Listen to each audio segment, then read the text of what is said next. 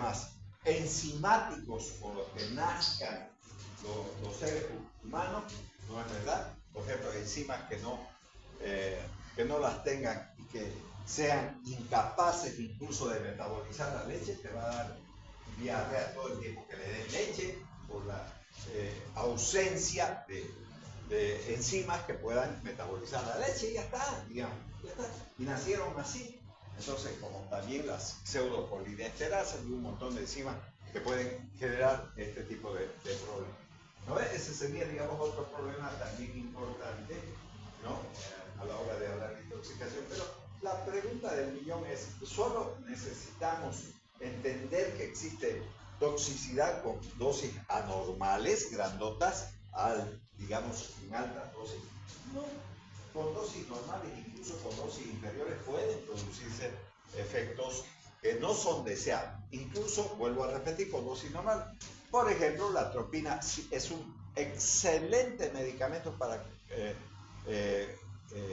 resolver los problemas cólicos. ¿Qué cólicos? Intestinales, biliares, renales. Una belleza, digamos. Pero ¿qué produce? Sequedad de la boca. Y las personas que tienen sequedad de la boca no pueden hablar. Están como la lengua del oro, digamos. Ahí no hablan nada, digamos, las personas. Tal es así que en esas tarimas o lugares de oratoria que le ponen a la gente que va a dar un discurso, ¿no es cierto? Que pueden ser los presidentes de la República, alcaldes, qué sé yo, gobernadores o lo que sea, ¿no? O gente que está en un teatro, lo que sea, tarimas, esas mesas, ¿no? Le ponen un vaso con agua. ¿Por qué le ponen un vaso con agua? Porque necesitamos humedad en la boca para poder hablar. Entonces, la atropina provoca sequedad de la boca. ¿Y eso es un efecto tóxico? Sí, sí. ¿Cómo se llama eso? Efectos colaterales. Ya vamos a empezar a ver qué son los efectos colaterales. No necesariamente tenemos que hablar de que la gente se va a morir, no necesariamente.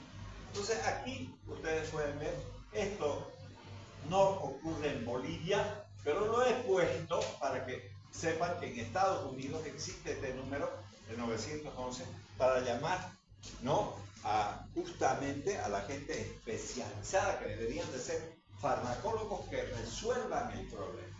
No médicos, farmacólogos, ya está, porque son intoxicaciones con sustancias químicas. Y entonces, ¿qué vamos a ver en el paciente? Dice, cuando vea signos de peligro tales como pérdida o cambio de conocimiento, y hay que estar pensando que la gente ha podido consumir medicamentos que permitan hacer esto, ¿no? Tiene apariencia azulada, generalmente cuando existen procesos similares al edema angioneurótico o al shock anafiláctico, se va a poner como un pitufo de azul. Tiene apariencia azulada o dificultad para respirar, ¿no?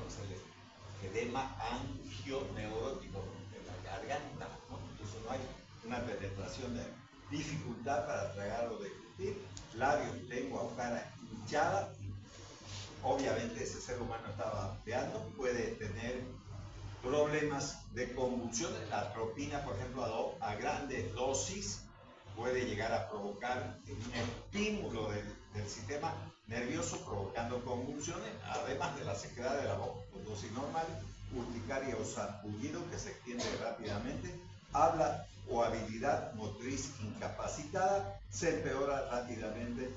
Y entonces, si uno tiene dudas sobre eso, sobre ese paciente que está viendo qué debería de hacer, llamar a emergencia. Pero ¿dónde tenemos nosotros en Bolivia eso? No, tiene que corretear obligatoriamente a un hospital. Listo. Y encontrarse si el médico de emergencia sabe o no sabe, ¿qué más va a hacer? Pero en otros lugares hay gente especializada, a eso me estoy yendo yo, ¿no? Que deberíamos de tener un centro, incluyéndonos nosotros los médicos, vuelvo a repetir, porque uno no necesariamente está formado para ser un emergenciólogo, no, ¿verdad? No necesariamente. Entonces puede manejar 4 o 5 medicamentos, es una forma de decir que nunca el médico maneja 4 o 5 medicamentos, pero bueno, es la forma de decir. Pero si nos encontramos con este tipo de personas, tenemos que tratar de resolver los problemas. Pero si hubiera una unidad destinada a eso, entonces mantiene pregúntale y noche todo el día va a funcionar eso. Y uno llama y habla de intoxicaciones que pueden existir y llevan a los lugares donde puedan resolver. Ya, entonces intoxicación, todos los fármacos pueden provocar efectos perjudiciales. Todos. Así que no me digan, las vitaminitas no hacen. Sí, las vitaminitas también, porque si se toman en sobredosis o aún en dosis normales pueden llegar a provocar estos problemas, ¿no? Entonces, y además son de distinta naturaleza. No está diciendo que siempre va a ocurrir esto. Ya les dije que una gota de un medicamento, que es una sustancia ajena a nuestro organismo, puede provocar un shock anafiláctico. Una gota, esa de prueba, puede matar a la gente. ¿No ves? Ya hemos hablado sobre eso. Entonces, no digan que no. Ahora, pero ¿cómo va a tener alergia a una persona a la vitamina? Entonces yo también diría, ¿cómo va a tener a la penicilina? ¿Por qué tiene que tenerla? ¿Cuál es la razón? Si todas son sustancias químicas. Entonces, sí existen personas que tienen hasta, yo he visto en mi vida, ¿no? En mi vida profesional, hasta un helado. ¿Cuánta gente, toditos de aquí probablemente hayan comido un helado? ¿Qué les ha provocado eso? Más bien un placer, digamos. A mí me gusta el helado de frutilla, granizado, con menta, lo que sea, digamos, ya están los helados. ¿A quién no le gusta un helado? Pero hay gente que les ha provocado tremendos problemas alérgicos. ¿Qué quiere que le diga? O sea, listo, casi se ha muerto comiendo un helado. Y peor por los benditos mariscos y todas esas cosas. Todo el tiempo la gente vive con problemas. Entonces, no necesariamente los medicamentos, sino también otras sustancias, ¿no? Entonces, aquí tenemos en esta imagen una persona que está tirada en el suelo con un montón de medicamentos que seguramente se los ha metido a la boca. Las mujeres son más propensas que los varones, siempre tienen una psicología diferente, ¿no? Las mujeres quieren morir sin que les lastimen su cara, su pellizco, que queden como las bellas durmientes, digamos, ¿no? Siempre la belleza primero antes de todo. En cambio, los hombres son drásticos. Venga, la pistola que reviente de una vez la cabeza de mierda y listo. Que se haga así un globo, ya, no importa. Las mujeres no toman esa decisión. Incluso buscan dónde cortarse, ¿no ves? No se así como los hombres, ¿no? Hacen reventar sus yugulares o sus carótidas de una vez, digamos, ¿no? Las mujeres buscan aquí sí, nomás un cortecito, digamos. Y se tiran ahí, ¿no? Para que sea más bonito, para que esté como la bella durmiente, digamos, ¿no? No tenemos la misma psicología, no la tenemos. Los hombres toman siempre, digamos, elementos drásticos para terminar con su vida, ¿no es verdad?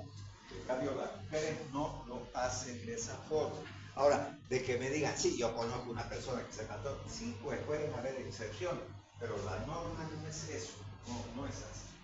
Entonces, ahí está. Entonces, drogas están más ligadas a las mujeres que a los varones. Ya, reacciones adversas, indeseables, nocivas y tóxicas. Entonces, los efectos, ya aparece, ¿ves? Efectos colaterales. ¿A qué me refiero con esto? Son efectos indeseables que aparecen durante la administración de medicamentos a dosis adecuadas. No está diciendo que son dosis elevadas. Entonces, a diferencia de los efectos tóxicos de la droga cuando ésta se administra gravemente. El caso más claro, digamos, el que van a ver como ejemplo es la atropina. Entonces la atropina con una dosis normal, porque llegó un paciente con un cólico biliar, con un cólico intestinal, con un dolor de bajo vientre, como dicen las mujeres, que vendría a ser una dismenorrea, el dolor producido por el proceso menstrual, funciona muy bien con la atropina o sus derivados. Pero a esas dosis normales va a aparecer sequedad de la boca, y eso que es un efecto colateral. Si agarramos y aumentamos la dosis, digamos, en vez de darle 1 miligramo, que sería la dosis normal de atropina, le damos 10, 20, 30 miligramos, estoy dando sobredosis, porque 1 miligramo es lo normal, 2 miligramos ya es el doble, 3 miligramos triple prácticamente. Pero si le doy 10, 15, 20 miligramos va a aparecer convulsiones. Esos son efectos tóxicos. Los otros son efectos colaterales que van a aparecer como sequedad de la boca. Entonces, veamos la diferencia entre es un efecto tóxico y un efecto colateral. Entonces, aquí tenemos, ¿no? Efecto colateral, una consecuencia no buscada que forma parte de la propia acción farmacológica del medicamento. Por ejemplo, la sequedad de la boca en el tratamiento con anticolinérgicos. Yo no he usado este término, pero hablé de la atropina, que es un anticolinérgico. Entonces, aquí, en este otro caso, efecto secundario, manifestación no buscada, surge como consecuencia de la acción fundamental de un medicamento, pero que no forma parte inherente. Por ejemplo, la hipopotasemia, que puede aparecer en el tratamiento con los diuréticos, sobre todo los diuréticos de Lassa, por un lado, ¿no? Y los diuréticos denominados tiacídicos, como la hidroclortiazida, la clortiazida. Las reacciones adversas o efectos indeseados hacen referencia a los efectos buscados, que además son perjudiciales. Entonces, esta distinción en apariencia, digamos, tiene importancia si tenemos en cuenta el efecto secundario como por ejemplo la somnolencia. Las benzodiazepinas provocan sueño. ¿Para qué se usan las benzodiazepinas? Son ansiolíticos, evitan la ansiedad, pero puede provocar sueño, sí. Entonces, ni estúpido que fuera que yo como médico le doy a una persona y le digo, va a tomar esta benzodiazepina, qué sé yo, a las 8 de la mañana, sabiendo que el tipo conduce un micro, por ejemplo. Va a estar conduciendo un micro, se va a dormir, ¿qué miércoles va a ocurrir? ¿Qué diablo va a chocarse, ¿no? Y va a matar a medio mundo.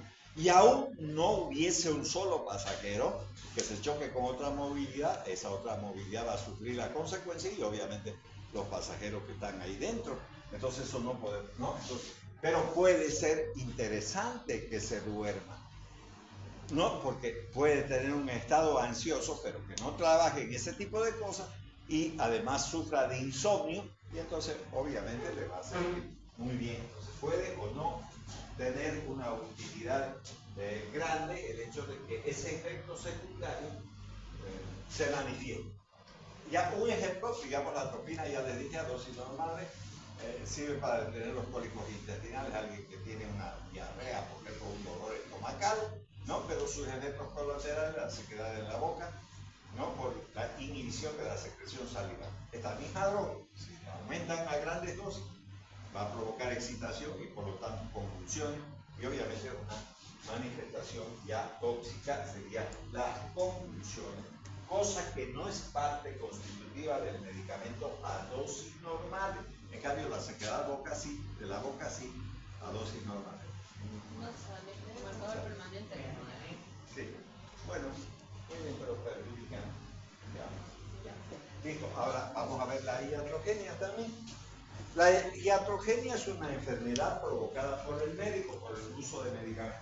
Por ejemplo, la hidralazina es un medicamento que se usa para el tratamiento de la eclampsia. Entonces, hablemos de la eclampsia. La eclampsia es una enfermedad que solo aparece en las mujeres embarazadas. Es decir, la presencia del niño en el vientre materno, en el útero materno, genera esta patología que primero se conoce como preeclampsia y después sí aparecen las convulsiones de la eclampsia. Muy bien. Entonces, ¿qué es lo que va a ocurrir? ¿Cuál es la sintomatología clásica de eso? Hipertensión, edema y convulsión. Hipertensión, edema y convulsión. ¿Quién produce eso? La hidralazina. ¿Qué es la hidralazina? Es un medicamento que sirve para el tratamiento de la hipertensión arterial en la mujer, ¿no? Bueno, el feto es el que va a producir eso, pero la hidralazina va a resolver ese problema. Queremos resolver el problema con la hidralazina de la hipertensión de la mujer embarazada. Muy bien, entonces, dos cosas que hay que tener en cuenta. Primero, que está embarazada.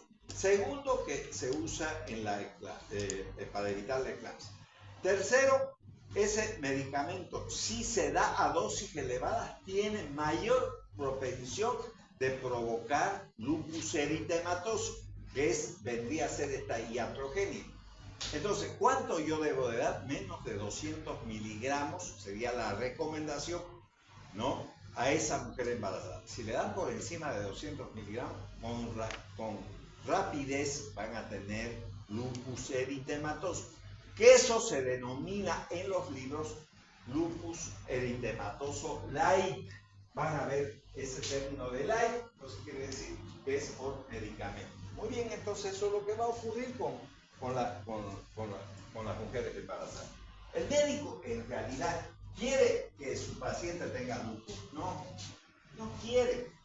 Ningún médico va a querer eso. Pero si agarran los vademecum para el tratamiento de la hipertensión en la mujer embarazada, está por la hidratación como primer medicamento para el tratamiento de ese tipo de hipertensión en la mujer embarazada. Entonces vamos a seguir viendo este problema de la iatrogenia. Entonces, causas de la iatrogenia: error médico, negligencia médica o mala praxis, errores al escribir la receta. Recuerden que esto ya hemos analizado, menos el grupo B2, ¿no? Todos los demás sí. Interacción en medicamentos recetados, efectos adversos en medicamentos y no contemplar con efectos adversos. Cada uno de esos detalles ya lo hemos visto en la receta. El ser humano que actúa como médico, si va a usar todos estos medicamentos, no solamente tiene que saber la acción de ellos, sino si se combina este conmigo, si no se combina ninguno, pero yo tengo que ver sus efectos tóxicos, tengo que saberlo, no puedo obviar, eso es parte constitutiva de mi formación profesional, no me queda de otra, ¿no? Entonces tengo que saber todo eso. Entonces, vamos a continuar con este mismo problema, ¿no? Entonces, ahí viene. Iatrogenia, según el diccionario de la Real Academia de la Lengua Española, dícese de toda alteración del estado del paciente producida por el médico. Producida por el médico. Ya de hecho, se está inculpando a ese sujeto. Entonces aparece Hipócrates, el padre de la medicina, y dice: primam non nocere. Obviamente que este término en español, ¿no es verdad?, dice primero no hacer daño. Entonces, una de las reglas de juego que tenemos que tener todos nosotros sin excepción, ante todo no hagas daño. Entonces, vamos a hablar sobre este tema. Si yo a la señorita, aquí al joven o lo que sea, los atiendo como paciente y no sé de lo que se trata, ¿por qué miércoles le tengo que dar un medicamento? ¿Cuál es la razón? No le voy a decir, no le voy a dar nada, no, pues si ha venido enferma y de verdad la estoy viendo de enferma. Lo que no sé es qué diablos le voy a dar. No tengo un diagnóstico, ni siquiera presuntivo. Lo que debo de hacer, usar pues la habilidad mental. Le voy a decir: señorita, usted se va a hacer estos análisis, ¿no? De sangre. No le voy a dar ningún medicamento porque si le doy va a alterar, ¿no?, el resultado. Mientras va, yo corro a la biblioteca y me empiezo a desbuscar. Listo, pues, ¿no? Hasta que vaya y vuelva, porque va a buscar platita, porque no hay gratis. Aún tenga seguro, le van a decir: venga de aquí a 3 meses para que le hagan, porque son así de malditos, digamos, no es verdad. Entonces tiene que ir a buscar quinto, mientras vaya y busque quinto y vaya y además está en ayunas, no, ya tomé aunque sea chocolate o lo que sea, digamos. Entonces al día siguiente ya tengo todo ese tiempo para estar desburrándome, ¿no ve? ¿O no? Ya hagan eso entonces. Y entonces siga lo que dice Hipócrates: primero no hacer daño. Ante todo, no hagas daño.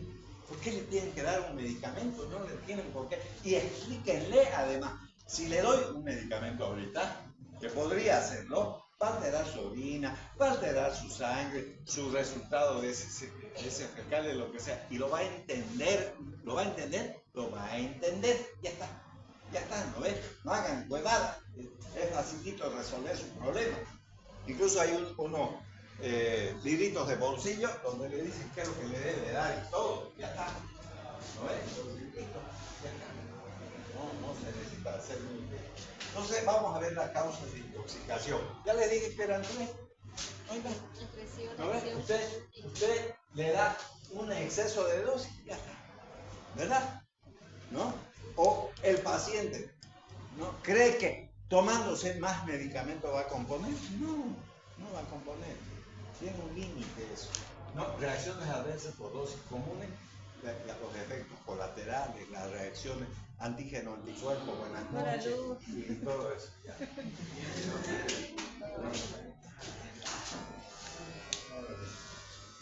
Empezó la quemación.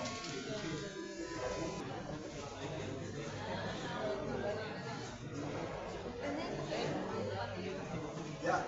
Y entonces estas reacciones adversas por dosis comunes, o sea, dosis normales, ya les dije, ¿no? La atropina puede ocurrir, ocasionar esos efectos colaterales, son dosis, reacciones adversas, pero también habrá que decir, ¿no es verdad?, que una reacción antígeno-anticuerpo podría darse con una dosis normal. ¿Por qué no?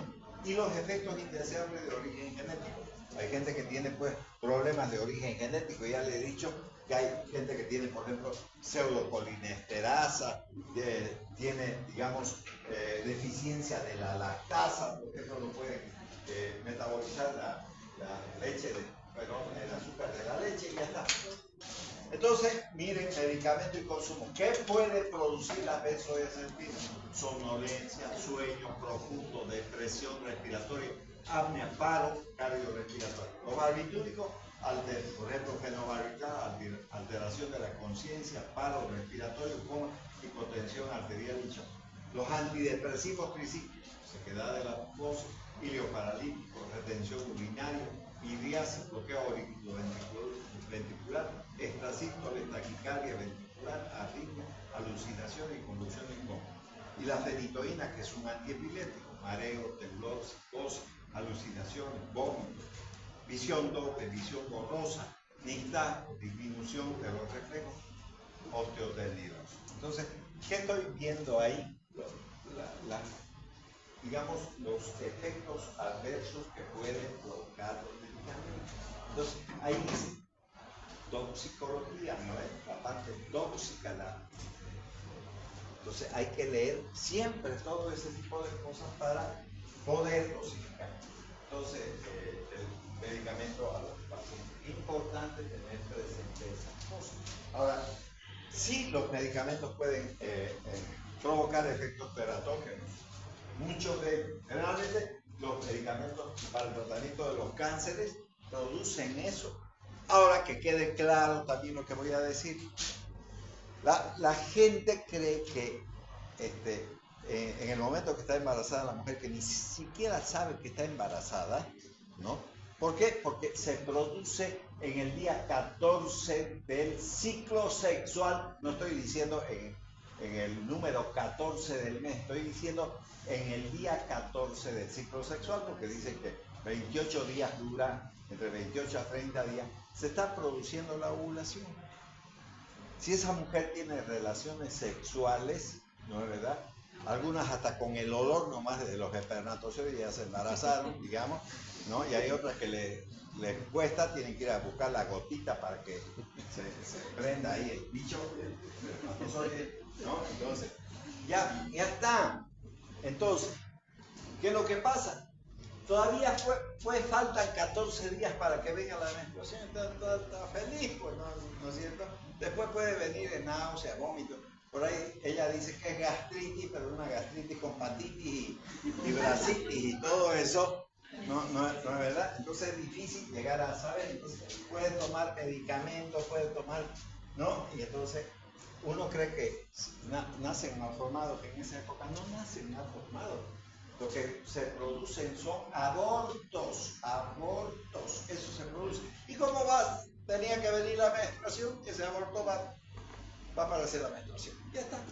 Eso ocurre en las primeras semanas del embarazo. ¿Cuándo en realidad se producen las malformaciones? La octava semana.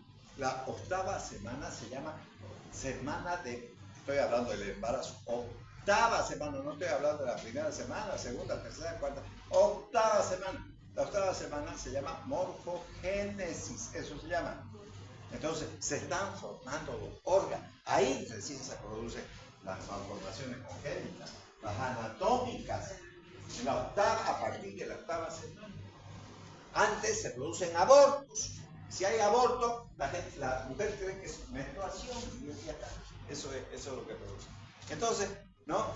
¿Qué aparece por el uso de los fármacos durante el embarazo? Por ejemplo, la tragedia de la talidomida en Leipzig, Alemania, donde nacieron los niños, ¿no? Sin brazos, sin piernas. Y eso se denomina focomelia.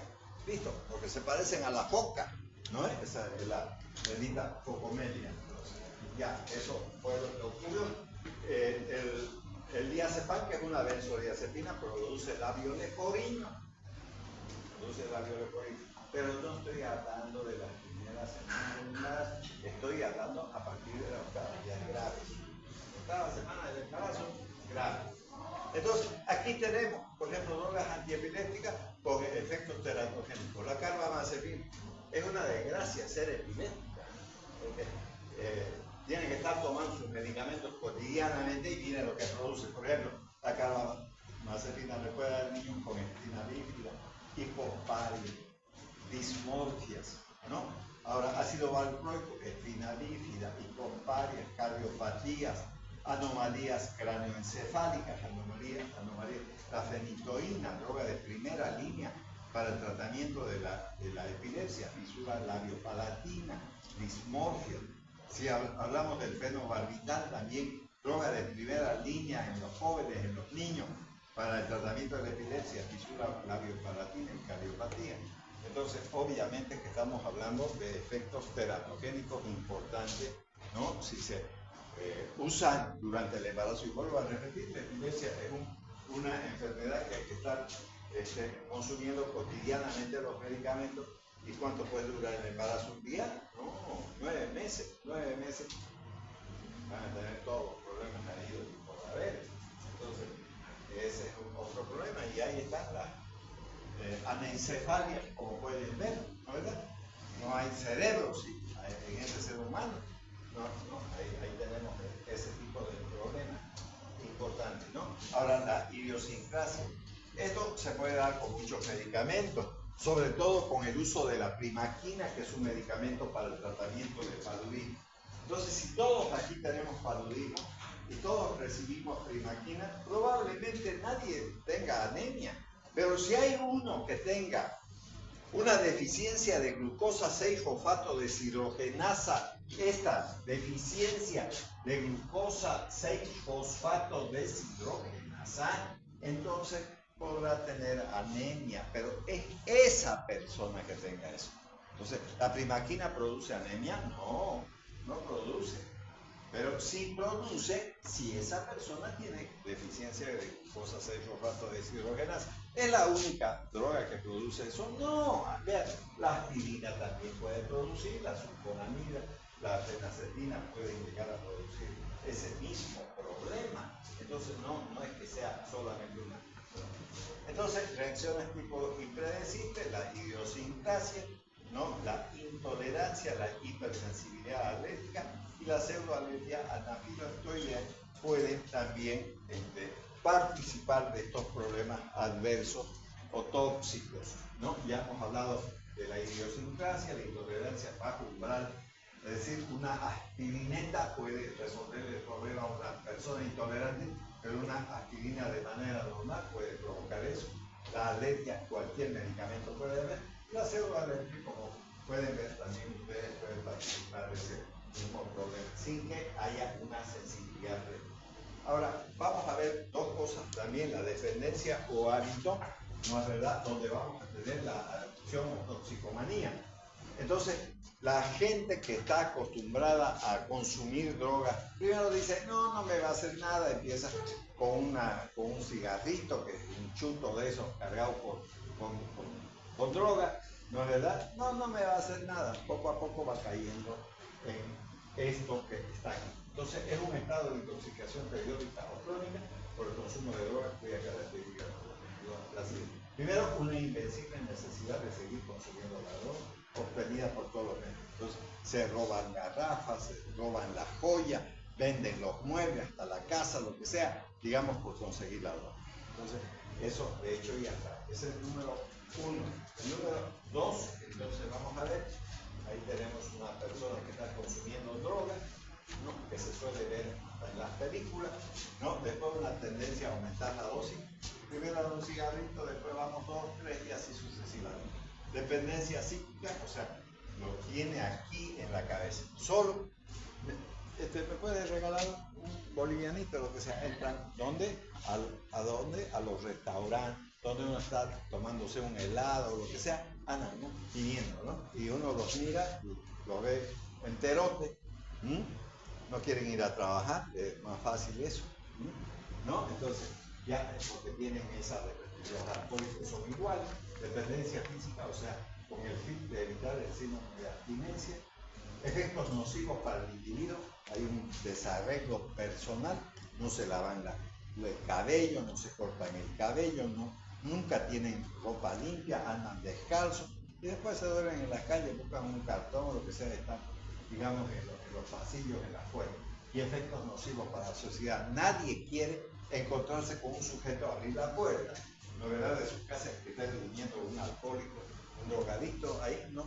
Y además, si lo vemos venir, es mejor hacerse a un lado también.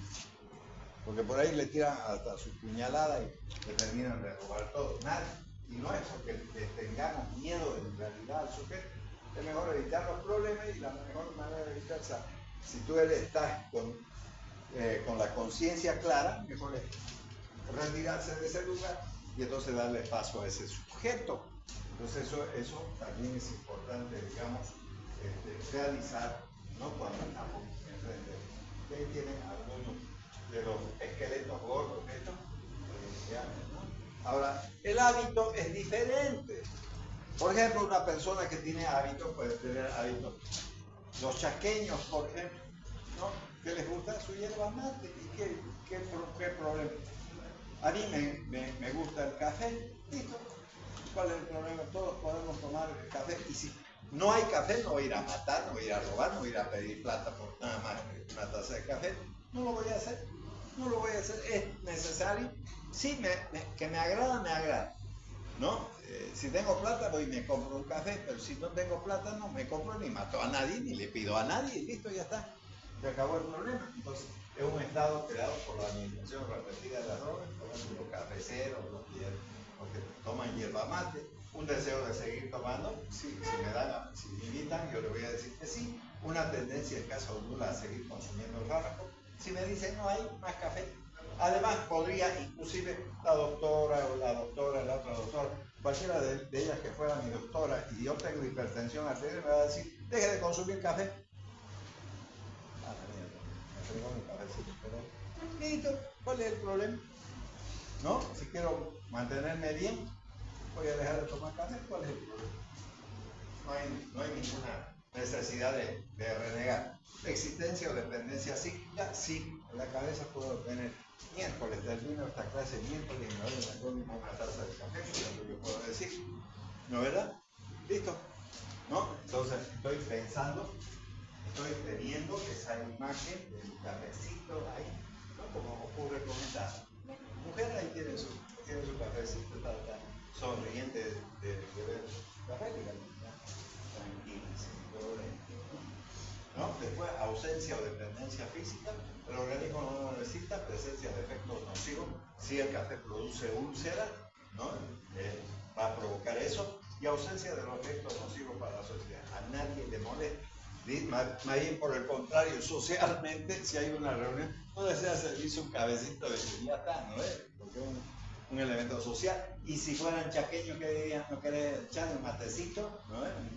Una hierba mate y ya está. ¿Cuál es el problema? ¿No es? Entonces, esa es una habituación, no es una codependencia, no lo es. Ya está. Listo, y se acabó, y también se acabó nuestro horario. Vamos a dejar la próxima clase, que no es el miércoles. Miércoles sigue siendo feriado para nosotros. Entonces, es 1 de mayo. ¿No? Entonces no hay clases 1 de mayo, listo, se acabó el día del trabajo. Todo el mundo sabe. Entonces, próximo lunes vamos a continuar con drogas de para